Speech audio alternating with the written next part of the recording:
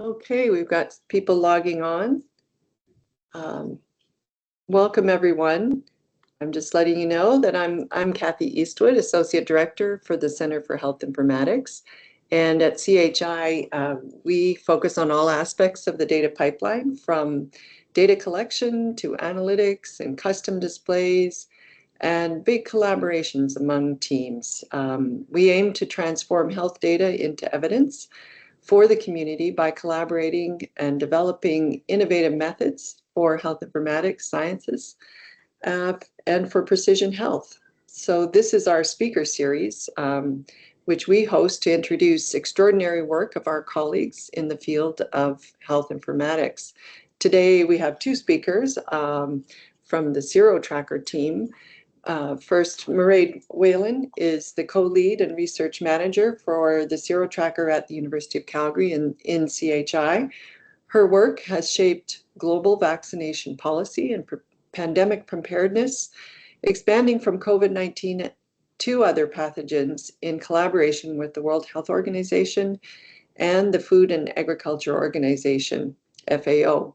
Mairead holds an MSc from the University of Oxford and a BSc from Bachelor of Health Science from the University of Calgary, with her research featured by the WHO and also in the New York Times and The Economist.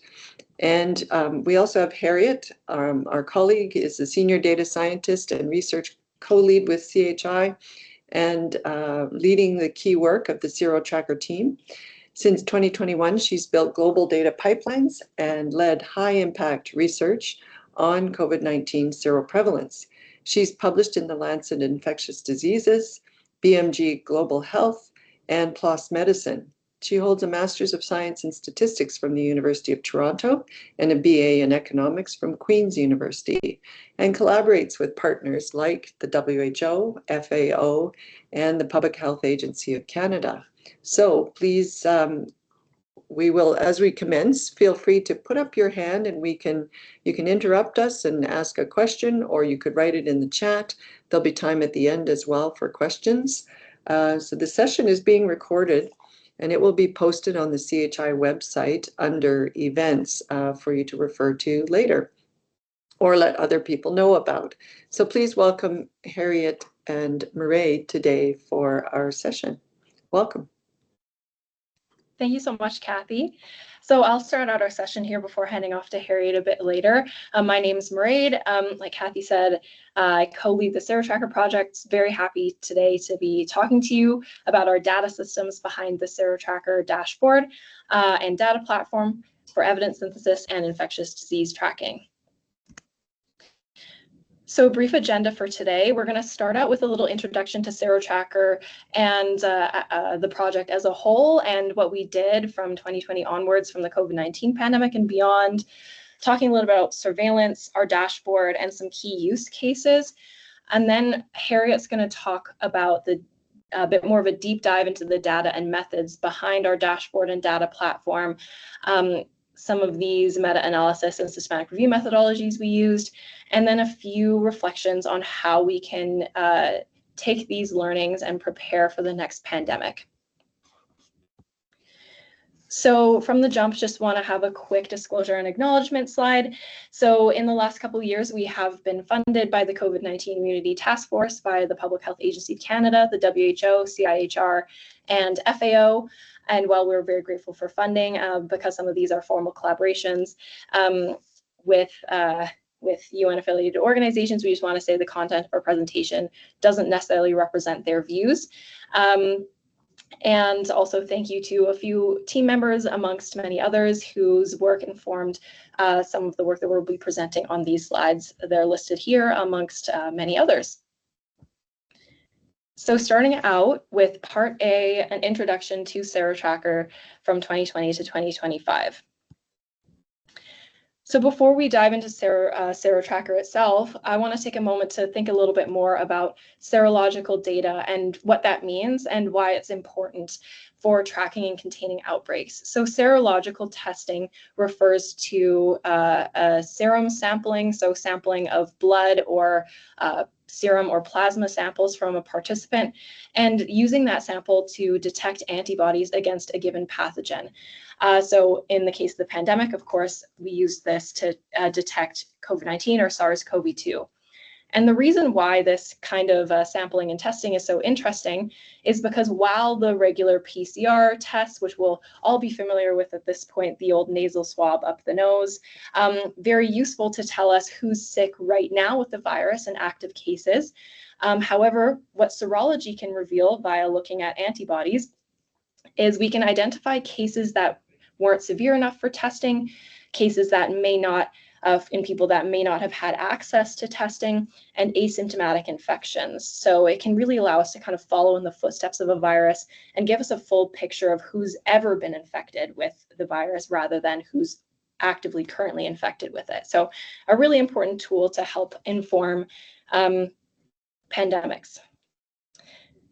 Despite the importance of these data, one big challenge with seroprevalence data is that they're very rarely supported in centralized public health infrastructure or active surveillance mechanisms. Most seroprevalence data exist in independent research study results, which means we rely very heavily on the research community to conduct these studies and provide these very valuable serological data. However, because of the nature of research and the diversity of methods that exist, each of these papers can yield and did, as we found in our work, very different seroprevalence results. So why was this and how can we actually use these data? Of course, each of these papers used different methods. Perhaps they sampled different populations. So for example, maybe this researcher right here who found 99% sampled a population of fully vaccinated individuals 3 years into the pandemic, whereas perhaps the researcher who found 0 or 2.5% was sampling a very, very remote community in early 2020 that hadn't seen the virus yet. So a huge difference in what we can find, and which really begs the need for proper evidence synthesis and accounting for all of these this heterogeneity. And that's really why we started building the SeroTracker project, and SeroTracker.com was to unify this seroprevalence data in one harmonized resource where researchers and decision makers could access the full breadth of data that was available in the literature in a synthesized and easily accessible format. We did this by conducting the largest living systematic review of its kind.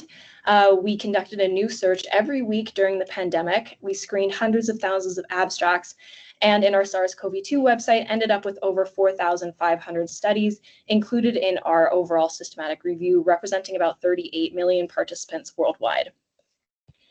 Although the concept of a living review isn't necessarily brand new, what we did that was new is pipeline the results of our living review directly onto our interactive dashboard and data platform, SeroTracker.com, where you could explore and visualize the studies. So each dot on our map represented one study that was included in our review, and you could use custom filters to sort through the data in a very small amount of time to retrieve really a custom cut. We also produced interactive analyses and a few visualizations that were available on our website as well. Please feel free to follow the QR code or just go to SeroTracker.com if you're more interested. So in doing this approach, which really fused public health, data science and informatics with this software engineering design approach, generated a lot of user value. So our research was downloaded and used by a lot of key partners like the Public Health Agency, WHO, the COVID-19 Task Force. It was used to select vaccine trial sites in the early forms of the data and featured in a few news outlets. So one example that Kathy very briefly mentioned earlier is that in 2021, we actually got an email from The Economist. I will say that was an extremely exciting email to receive, but they were interested in using a cut of SeroTracker data to use in their model to model excess mortality and deaths, to use it as the denominator representing true infection. So this is kind of a few examples of how this data to dashboard approach did generate value. So while we really deployed this approach in a way that was useful for serosurveillance and pandemics, it's really quite broadly applicable across a variety of topics of research. So you could apply this same review to dashboard approach for different pathogens or health outcomes, different kinds of testing beyond serology, like viral or molecular testing, other species, or even really anywhere that a large body of research exists that's difficult for any one researcher to sort through quite easily. So, for example, a similar approach, partially stemming from the SeroTracker concept, was recently taken also out of the Center for Health Informatics. Some partners developed a hub called ACES Hub, which looked at adverse childhood experiences literature, producing a dashboard and data platform for literature reviews on that topic, so quite broadly applicable. So we sort of took our own advice there, and in 2024, we expanded our dashboard to multiple pathogens and species. We now have 2 new dashboards featuring an additional, in total, 8 viruses. So these are arboviruses, so mosquito-borne viruses like Zika, dengue, West Nile, and also Middle East respiratory syndrome. We made that dashboard in collaboration with WHO and FAO and featured animal populations for the first time. And our new website is available at that link. So yeah, like I said, these new versions of the dashboards, we tailored them specifically to reflect use cases for those viruses in collaboration with some of the partners here. A few use cases from the data. So the first use case we designed that we found had a lot of utility is just really allowing users to explore our pre-synthesized literature review data set in a given country, region, sampling date, or sampling frame, according to our interactive filters, which are available on the side of our dashboard. In there, you could view study counts and prevalence, really narrowed down by any specific variable that you were interested in, with a number of visualizations that adjust to those filters and are downloadable. Another example use case that we worked with specifically in our arbovirus dashboard is we combined our data with map overlays, for example, to visualize seroprevalence data gaps against mosquito or vector environmental suitability. So we overlaid dengue and Zika projected environmental suitability for mosquitoes, and this helps investigators visualize where there may be gaps in studies that were conducted, where there may be continuous exposure risk happening.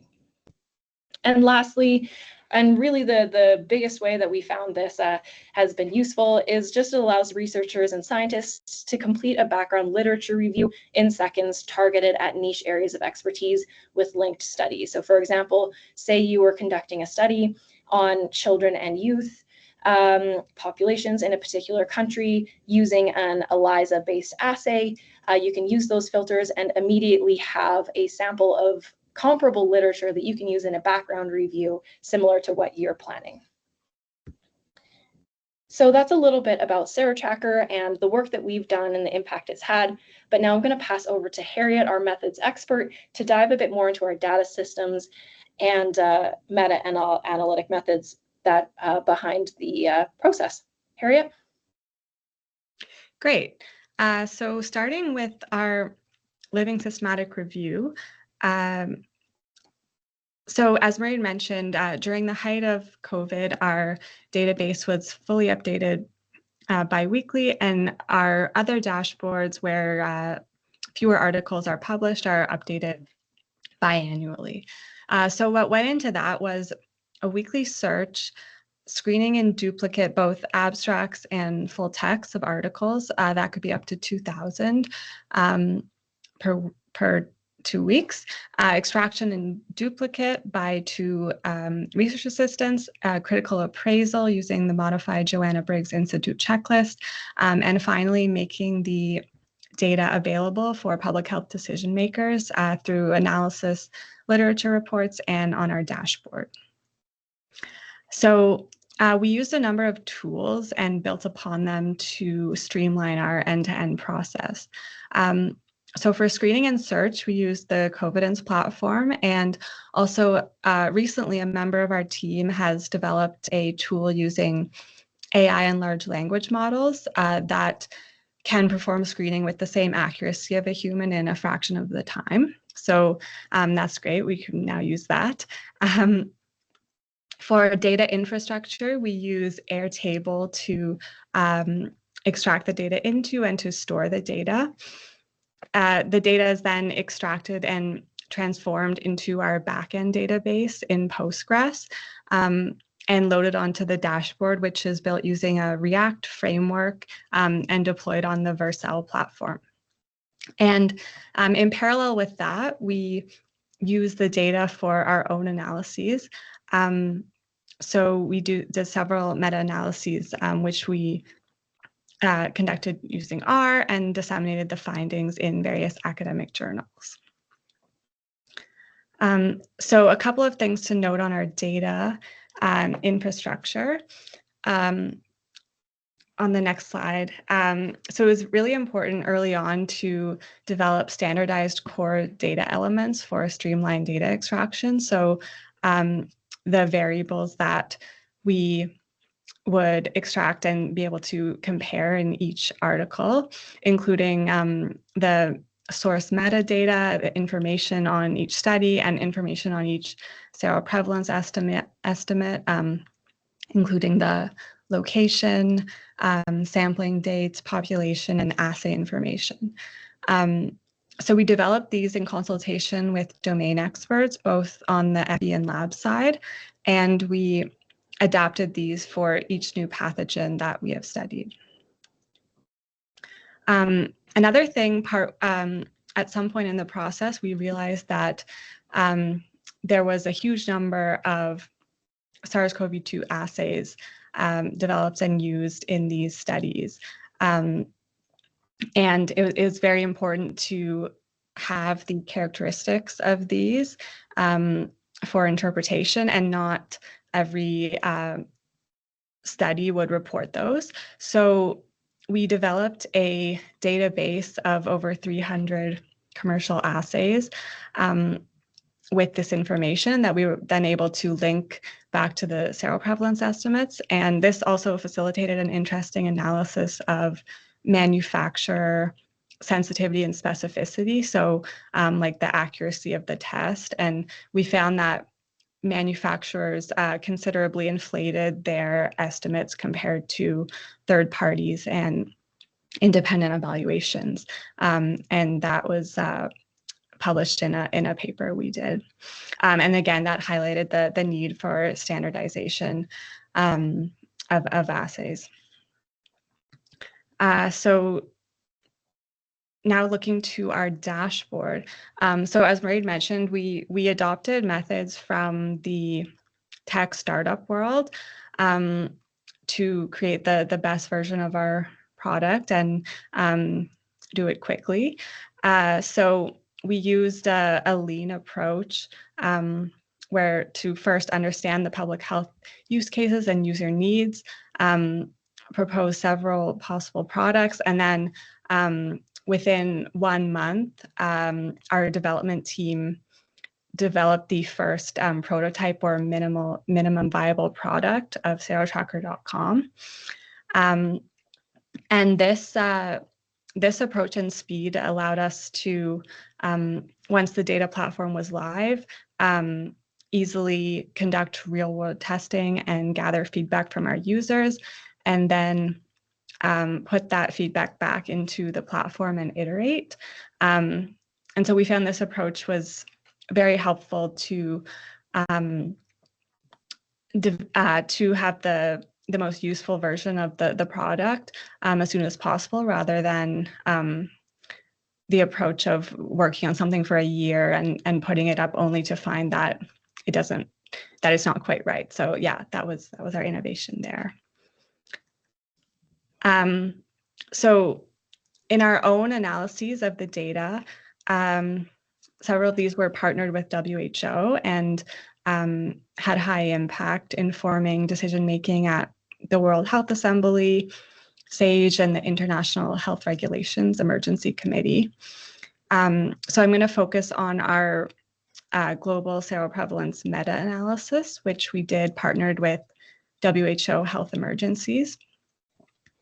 So in this analysis, we examined global seroprevalence, including differences between regions, changes over time, and isolated the effects due to infection or vaccination. So a lot of thought and statistical methods went into generating the most sound and representative global estimates. But just to highlight a couple of things, so as compared to our dashboard where we emphasize no restrictions and showing all of the available data, here we used a subset of only the highest quality serosurveys at the national or subnational level in the general population and at low or moderate risk of bias. And then we used a multi-stage approach where we first pooled by country and time, and then used weighting to aggregate by region and globally. So this made sure that countries were appropriately weighted in the regional analysis, not by the number of surveys they had, but their population. And so now I'll show a couple of the results from this analysis. So we were able to track the trajectory of seroprevalence over time throughout the pandemic. And we found that it varied considerably between regions. In the regions in the upper left, we saw increases mainly driven by infection, whereas on the right side, in more the high income areas, the increases were more driven by vaccination. And another interesting analysis we did was comparing to the reported cases.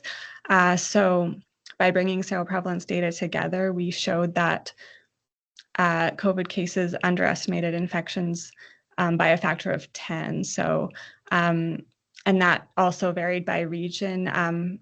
From the Americas high income, a ratio of about 2-to-1. So even that is quite a significant underestimation of cases, but that went all the way up to 177 times to 1 in the African region.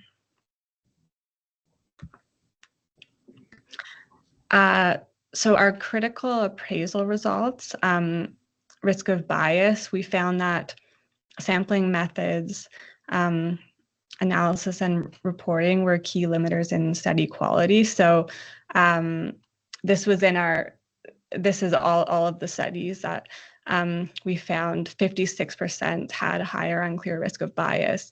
And common reasons for that included non-representative sampling frames, non-probability sampling, not reporting the test information properly, and no statistical correction for demographics or test characteristics. So now we'll talk a bit about how we can use the information we found to create smarter data solutions to better prepare for next time and what some of our next steps are. A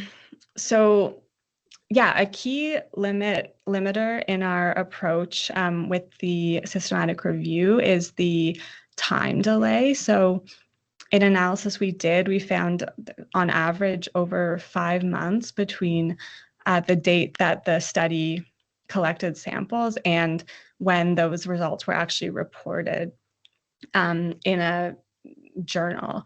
And that varied by the type of publication. So an academic journal would be the longest. A preprint would be shorter, but in general, quite the delay, which caused some issues for being able to use those results in real time to inform the public and researchers.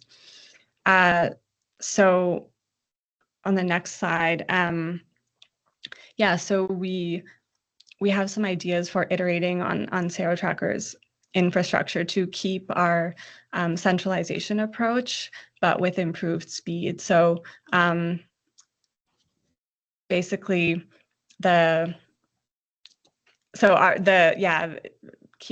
reducing the gap between the time from the results to publication and then the time from those publication to in our database is very short, but trying to reduce that gap. Another important point is the protocols. So yeah, as we mentioned, with some of the challenges with the study reporting and the higher risk of bias, this can be reduced by the implementation of standardized protocols like the WHO Unity Initiative, Concise, GISRS type protocols. So these provide a framework and network of sites for disease preparedness and response. These protocols have now been adapted for pan-respiratory use. And again, increase our ability to harmonize and compare apples to apples in different studies. And then speaking to the time delay and direct submission and open data sharing. So is it possible and what do we need to make it happen? So there's platforms such as GISAID, NextStrain, where they do have direct submission of results that enable more rapid analysis. So we've looked into that for seroprevalence data and epi data as well, thinking about different ways to do that, including a login portal for closed network access to results within a group of study investigators or within a province or country. Also, one thing we would love to do in the future is having a full plug and play access to basic analysis tools for serological data sets with just the click of a button, and plus having a full data set of published and unpublished studies available to people. But again, there's a lot of data infrastructure and standardized data elements consideration to go into that. Building tools to help investigators visualize study gaps, advise on risk of bias, and implement study designs.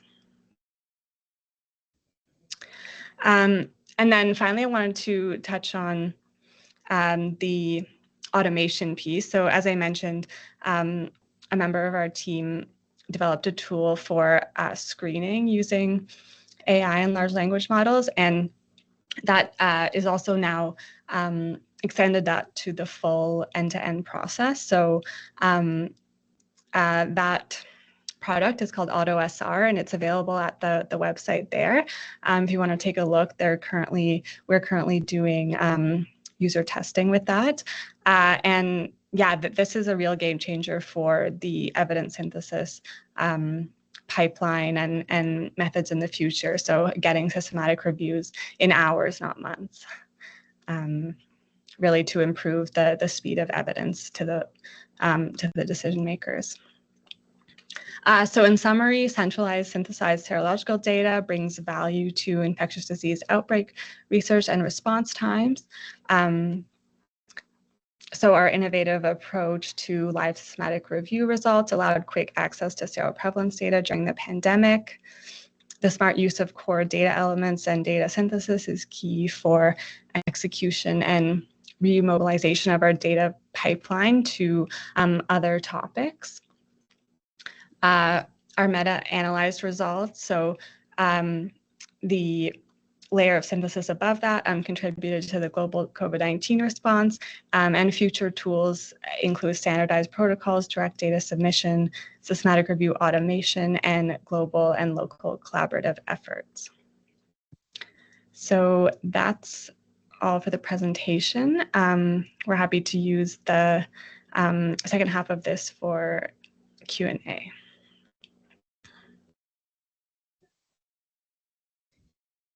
Thank you. Yeah, I was just going to exit my slides, but awesome. Thanks. Yeah, thank you, Mairead and Harriet, for that thorough presentation of all the work you've been doing over the last few years. In fact, I hadn't seen the AutoSR website yet, and that's so cool that you put that out there. Are you generating any interest, or have people contacted you via that portal at all, or is it brand new? I think it's pretty new, right? Yeah, it's quite new. So Christian, who's our team member, who's leading the automatic evidence that this is an AI project. I'm actually, I do think I will say he's the owner of this project. And so we're kind of speaking on behalf of him a little bit here, but he definitely has had folks reach out to him, and he's really keen to work with really as many researchers as possible to help kind of test and almost like pilot this new website. So, but he is moving really quite quickly with the website, and so the website went up, I believe, maybe a month ago, a couple of weeks ago, and since then he's now completed the extraction side of it, and that will be, I believe, coming with results on accuracy on that in a preprint. I believe he plans on preprinting it within the next week. So he's moving super fast. Yeah, it's very exciting. That is exciting. I welcome people to put up their hands or write something in the chat if you have a question. Feel free to chime in there and think about how these applications could be expanded further. Yeah. Leonard. Yeah, hello. Oh, I've got my headset unplugged because I was listening on speaker. Sorry, give me a We second. can hear you. Thank you very much for that overview summary. Really cool to see all the processes and the automation and the data flow details, the explanation. Thank you. I had a question about what was shown in the beginning a little bit. So in gathering the data and putting it through your validation steps, can you say something about the deduplication process that you have to go through? Maybe describe a little bit of how you approach that, what you have to deal with. A little more context. I'm quite curious. Yeah, sure. So for our deduplication process for SARS-CoV-2, that was a huge task for us because we had quite a lot of duplicates because we were conducting searches so frequently using similar search terms. And not only we had preprints really boom in popularity, so we'd include the same data as a preprint and then have that same study published like a month or two later and have the same data coming in. So we had protocol processes set up with instructions for extractors to screen for and identify duplicates. And we also, within Airtable, one of the reasons we really love using that platform a lot is we were able to code kind of error detection and duplicate detection into the database as well as tools to help extractors do that. And on top of our dedupe process, we had we called like a superseding rules and superseding processes. So for processes where it wasn't necessarily like a true duplicate of an article, but the population that was sampled itself was duplicated, so they might have provided slightly different results. So say, for example, like a cohort study that published their first set of findings on like their first sampling, and then a year later published from the same cohort with more updated results, but it was the same people that were being tested. And if we included that study 2 times, it would be essentially duplicating the people themselves. So we had a process there to select the most recent published estimate.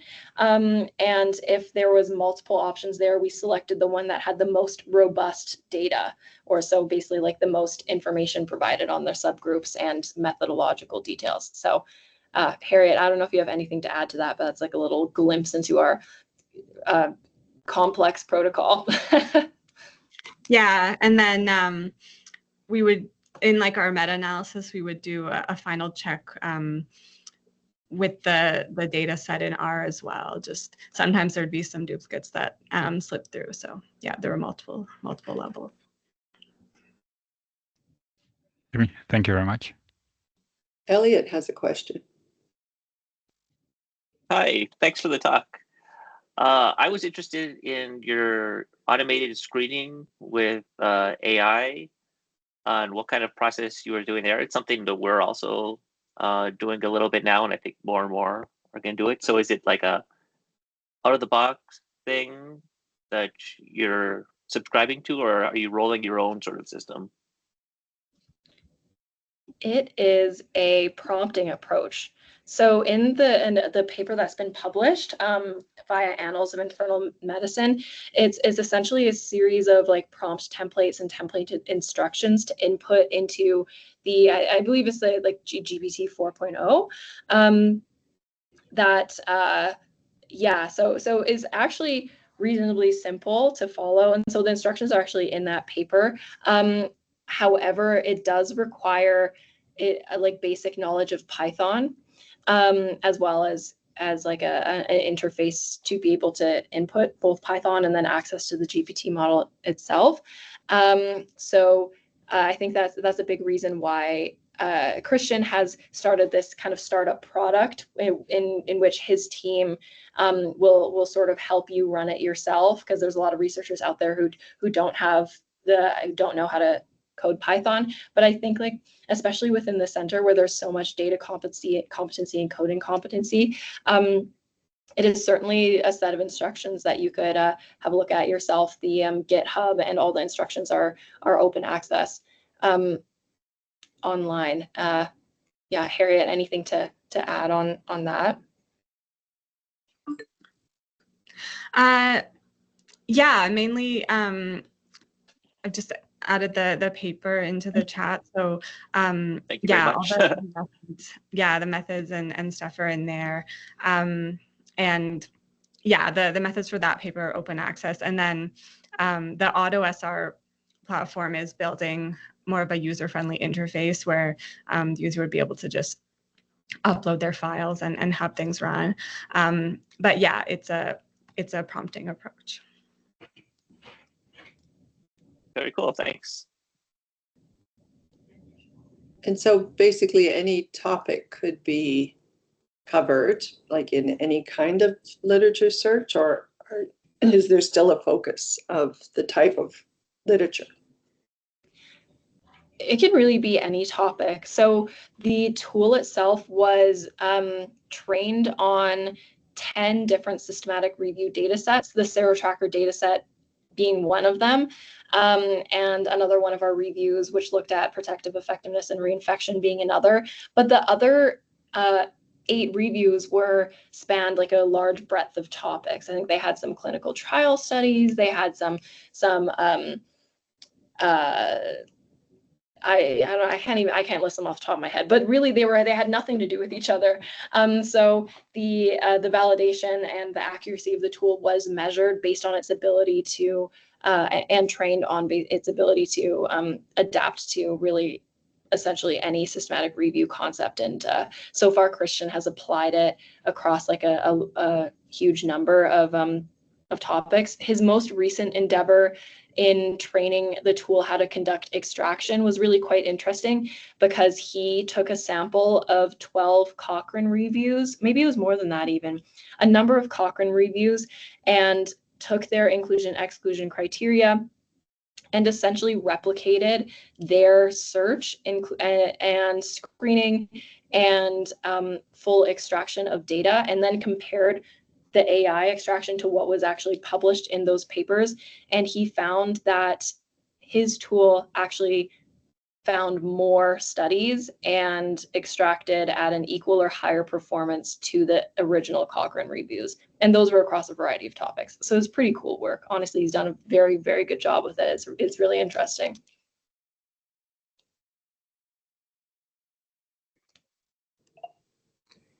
All right. Any other questions? Feel free to pipe up. The paper's been put in the chat there, I can see. Yeah. And so you were just at you did a pandemic focused workshop in Banff. And what were the other kinds of topics there, and how did your technology and the work that you've done to date, fit with what's happening in Canada or around locally, Canada, around the world? Yeah, that's a really good question. Yeah, so we were recently at a conference in Banff. The topic of that conference was really an evidence collaboration, so collaborating to make the best use of evidence as possible. A lot of the topics at that conference were actually not really super related to serological results, more related to the testing of non-pharmaceutical interventions, which was super interesting to learn about. But there was like a big focus on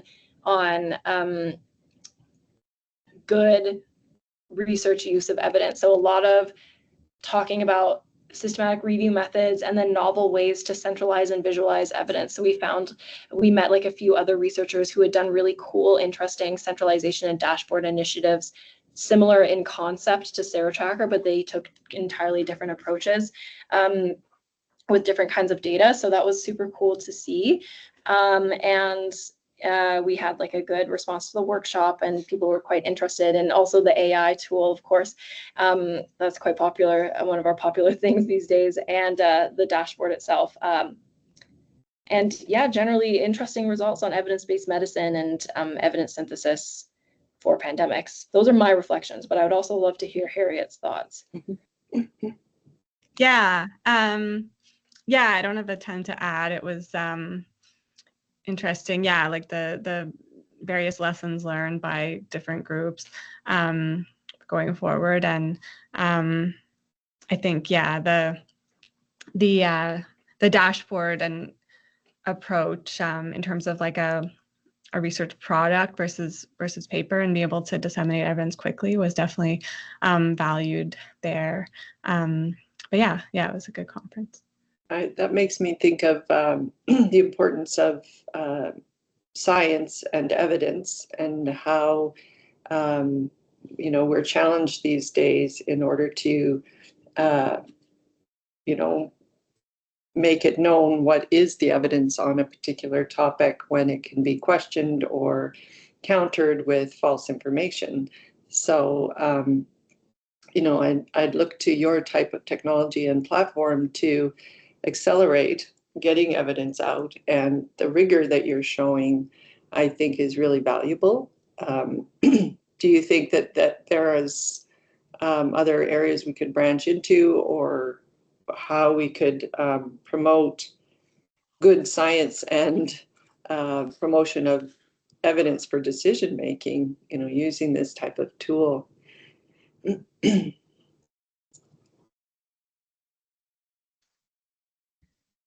I gotta think about that for a second.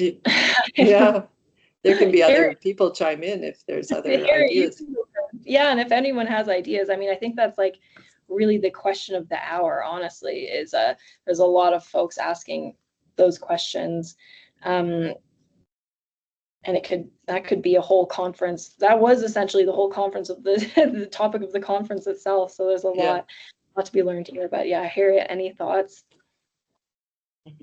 Yeah, there was definitely discussion of misinformation and how to reach the public. That was the thing that a lot of different researchers were struggling with. So yeah, it's a big question, but and that's something we've been thinking about, because our main user base has been researchers and other academics and public health agencies, but we have been thinking about how to more target some of our data and synthesis to the public, and how would we make them aware of that and get them to trust that information. So yeah, that's definitely a big challenge, future topic.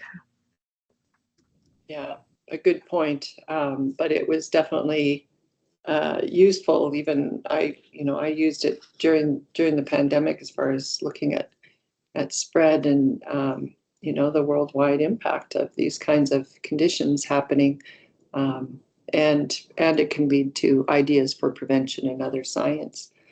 So absolutely. Any other comments or questions? As you know, you could refer to the websites that we've brought up. Both the AutoSR, but also the SeroTracker.com is available, and it's very interactive, which is a fun thing about a website, to be able to kind of put in your own search terms or parameters and reveal what you're really interested in. So that's very helpful. Okay, well, thank you so much, Mairead and Harriet. And you can be contacted. I know your contact information was there, but feel free to reach out to Mairead and Harriet. Their emails are on the this event invitation that you would have received. So feel free to contact them if you have more questions. All right. Thank you again. Thank you. Thanks for attending. Bye all.